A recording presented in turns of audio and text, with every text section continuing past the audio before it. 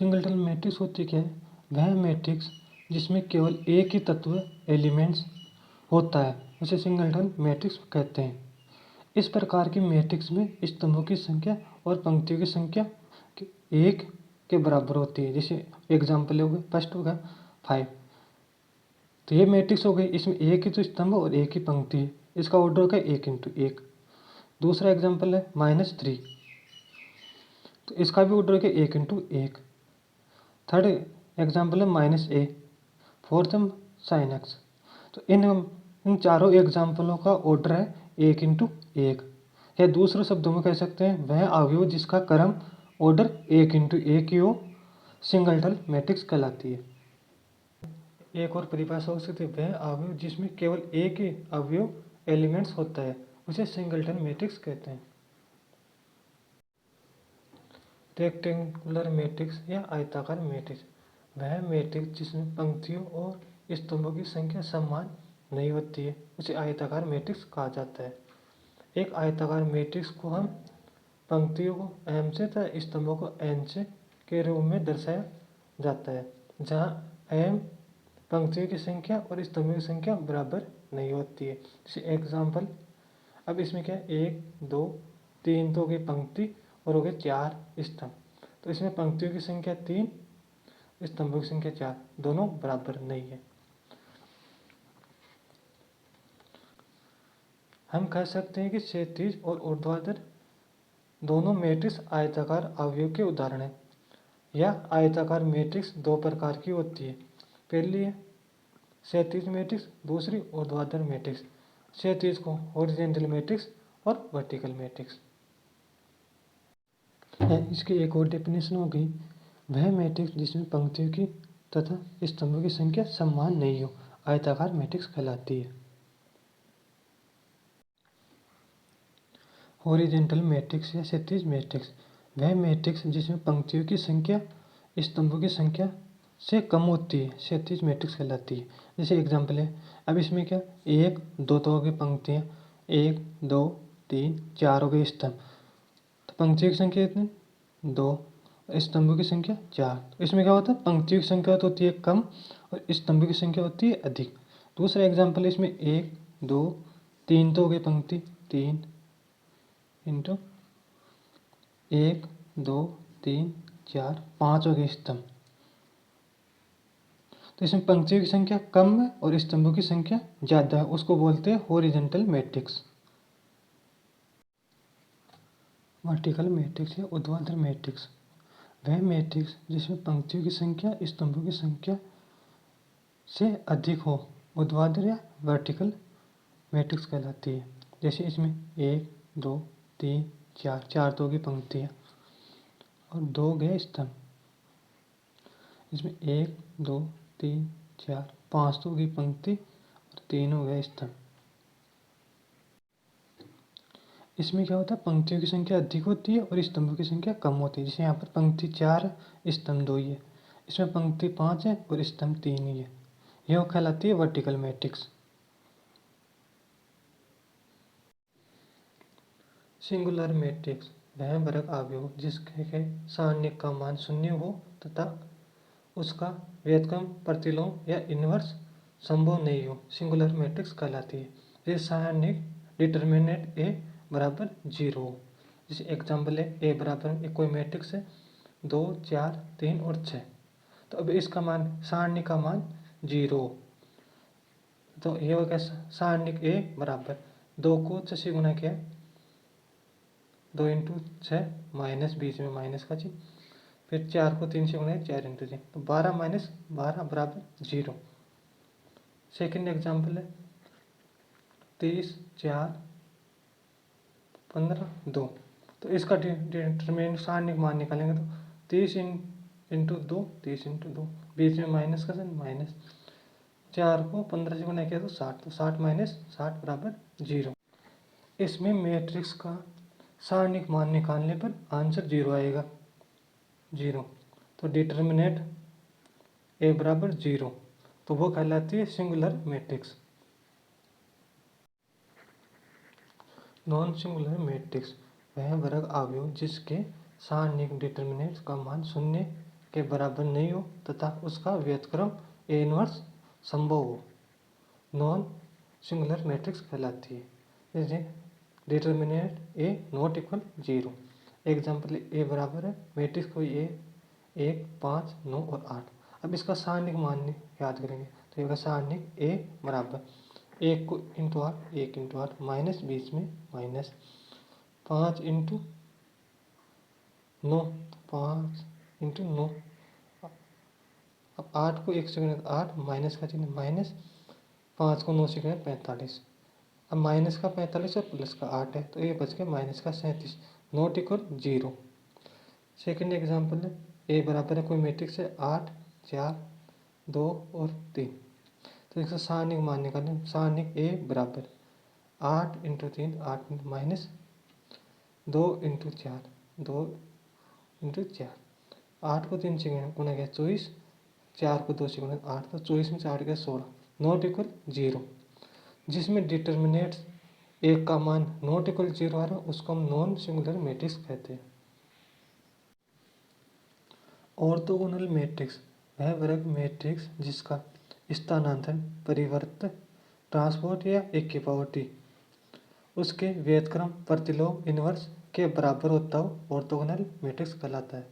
जैसे किसी मैट्रिक्स का ट्रांसपोर्ट करने पर बराबर उसका इनवर्स निकालने में दोनों का अगर मान बराबर आ रहा है या ए इंटू ए का ट्रांसपोर्ट एक मैट्रिक्स ए को एक ट्रांसपोर्ट से गुणा करने पर एक यूनिट मैट्रिक्स आई एक यूनिट मैट्रिक्स प्राप्त होती है उसको ऑर्थोगोनल मैट्रिक्स कहते हैं। बूलियन मैट्रिक्स वह मैट्रिक्स जो द्विआधारी संबंध बाइनरी रिलेशनशिप का प्रतिनिधित्व करता है और 0 और 1 को उसके तत्व के रूप में लेते हैं बूलियन मैट्रिक्स कहलाता है। जैसे एग्जांपल है 1 0 1 0 1 0 1 1 0 है। या दूसरा एग्जांपल है 1 0 1 1 1 0 0 1 1 1 1 0 1 1 0 और 0। तो इसमें जो एलिमेंट होगा वो तो या तो 0 होगा या 1। ऐसे अगर कोई भी मैट्रिक्स है उसमें 0 और 1 के अलावा कोई भी एलिमेंट नहीं होगा। एलिमेंट तत्व या अवयव उसको बोलते हैं बूलियन मैट्रिक्स। इडेम्पोटेट मैट्रिक्स वह वर्ग अवयव जिसका वर्ग करने पर मूल अवयव ही प्राप्त होता है उसे इडेम्पोटेट मैट्रिक्स कहते हैं। जैसे किसी मैट्रिक्स का कोई मैट्रिक्स दे रखे उसका ए स्क्वायर करने पर वापस ए मान प्राप्त हो जाए उसे इडेम्पोटेट मैट्रिक्स कहते हैं। जैसे एग्जांपल है 1 0 0 0। अब इस मैट्रिक्स का ए स्क्वायर करेंगे ए डॉट ए। अब इसका जो मान आएगा वो और ए मैट्रिक्स ए दोनों बराबर होंगे।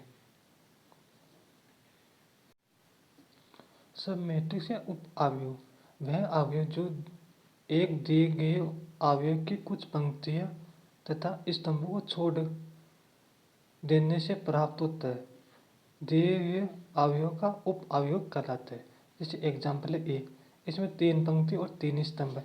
अब इसका उप अवयव होगा ए बराबर एक पंक्ति और एक स्तंभ छोड़ दिया तो ए हो गया इसका उप अवयव 1 2 माइनस 1 और 0।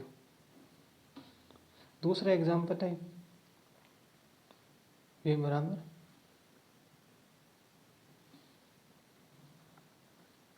अब इसमें एक पंक्ति और एक कुछ पंक्तियां ए स्तंभ छोड़ दिया। जैसे 1 2 3 1 3 2 0 5 माइनस 7। इसमें हमने क्या किया फोर्थ कॉलम और फोर्थ रो छोड़ दी तो ये जो बना ना जो इस अवयव का उप अवयव हो गया।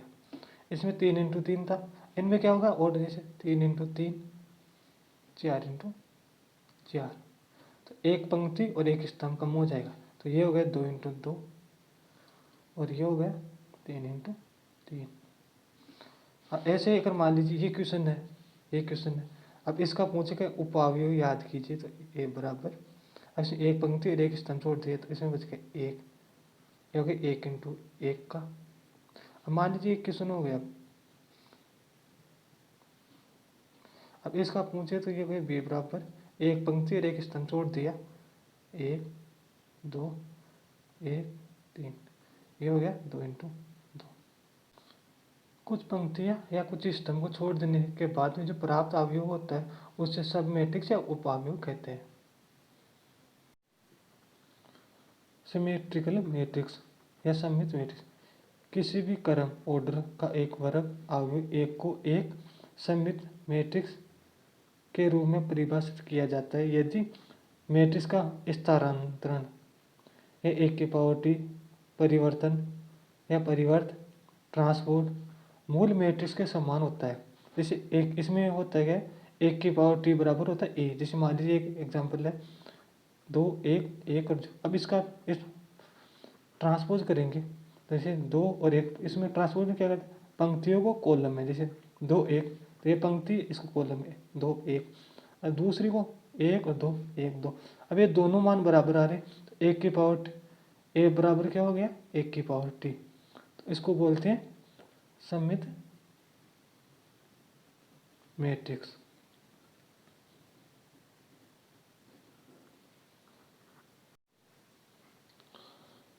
स्क्यू सिमेट्रिक मैट्रिक्स या असममित मैट्रिक्स किसी भी क्रम ऑर्डर का एक वर्ग अवयव एक को एक असममित मैट्रिक्स के रूप में परिभाषित किया गया है यदि मैट्रिक्स का स्थानांतरण ट्रांसपोर्ट एक की पावर टी या परिवर्त मैट्रिक्स मूल मैट्रिक्स के ऋणात्मक मान के बराबर है। तो जैसे मान लीजिए कोई मैट्रिक्स है, उसका ए बराबर एक की पावर टी बराबर -1 के बराबर आ रहा है तो उसको बोलते हैं असममित मैट्रिक्स। जैसे एग्जांपल मैट्रिक्स ए बराबर 0 3 5 -3 0 -2 5 तो और 0।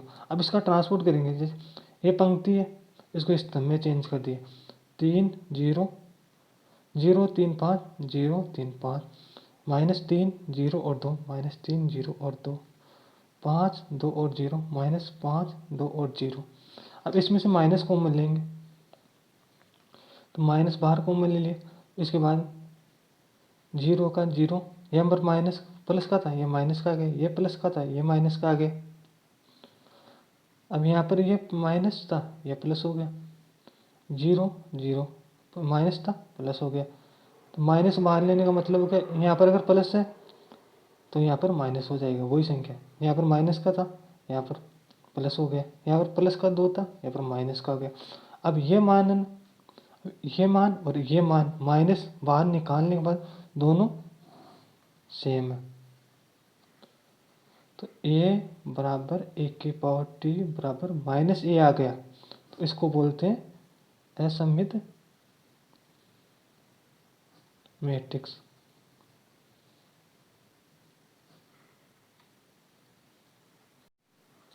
ट्राइएंगुलर मैट्रिक्स या त्रिकोणीय मैट्रिक्स वह वर्ग अवयव जिसके गैर शून्य तत्व नॉन जीरो एलिमेंट्स विकर्ण के नीचे और ऊपर एक त्रिकोण बनाते हैं जिसे त्रिकोणीय मैट्रिक्स कहलाता है।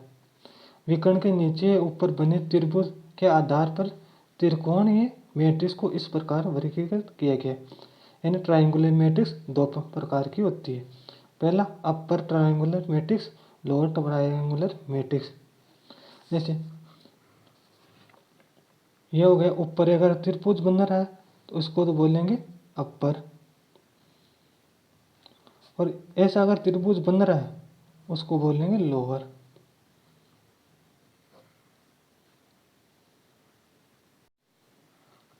अपर ट्राइंगुलर मैट्रिक्स वह वर्ग मैट्रिक्स जिसके विकर्ण के नीचे के सभी तत्व शून्य हो और ऊपर के तत्व गैर शून्य तत्व नॉन जीरो एलिमेंट्स होते हैं। ऊपरी त्रिकोणीय मैट्रिक्स कहलाती है। ऊपरी त्रिकोणीय मैट्रिक्स में गैर शून्य तत्व नॉन जीरो एलिमेंट्स त्रिकोण जैसी आकृति बनाते हैं। इसके विकर्ण के नीचे के सभी तत्व शून्य होते हैं। जैसे एक उदाहरण है 8 2 1 0 4 -1 0 0 9। तो अब ये हो गया एक त्रिभुज, ऊपर एक त्रिभुज बन रहा और उसके नीचे वाले विकर्ण के नीचे वाले सभी तत्व, ये सभी तत्व विकर्ण के नीचे शून्य है, जबकि ये एक त्रिभुज बन गया।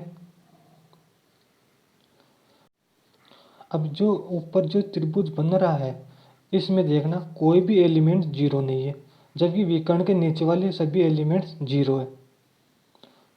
अब ऐसे एक दूसरा एग्जांपल है, ये 4 0 0 0 -1 7 0 0 4 -1 2 0 5 -3 11 और 2। तो ये तो हो गए विकर्ण, ये विकर्ण। अब ये बन गया त्रिभुज। तो त्रिभुज के अंदर जो भी एलिमेंट्स है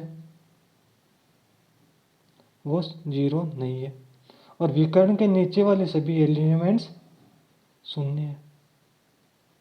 ऐसी अगर कोई भी अगर मैट्रिक्स होती है तो उसको बोलते हैं अपर ट्रायंगुलर मैट्रिक्स।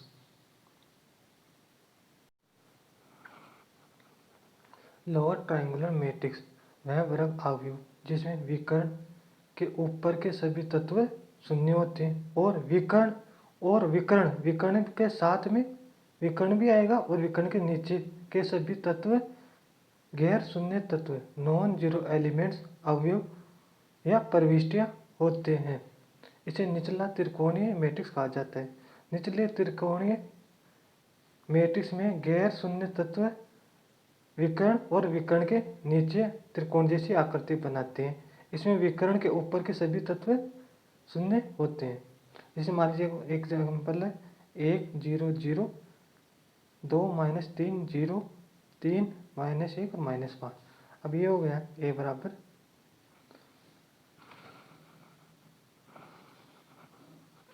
1 2 3 0 -3 -1 0 0 5।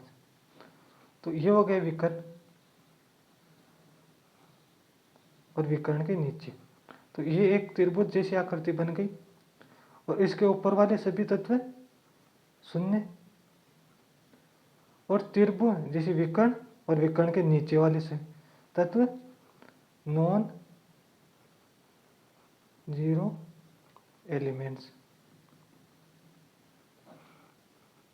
दूसरा एग्जांपल है a बराबर 1 -3 -4 2 0 -3 2 -5 0 0 6 1 0 0 0 और 4।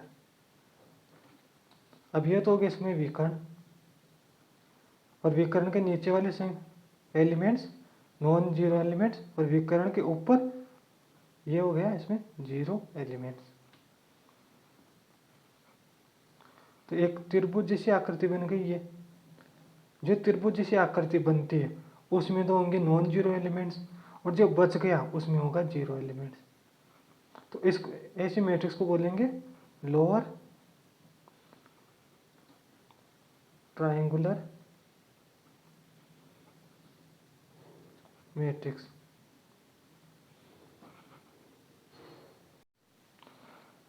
अपर ट्रायंगुलर मैट्रिक्स में ऐसे बनेगा एक त्रिभुज। लोअर ट्रायंगुलर मैट्रिक्स में ऐसे बनेगा एक त्रिभुज। अब अपर में तो क्या होगा, ये एलिमेंट्स जीरो होंगे, और लोअर में ऊपर वाले एलिमेंट्स जीरो होंगे।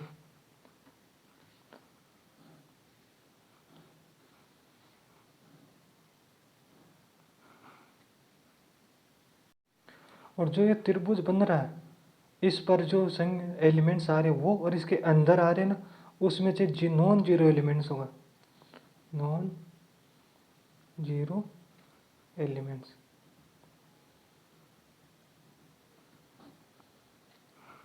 यहाँ पर भी एक तो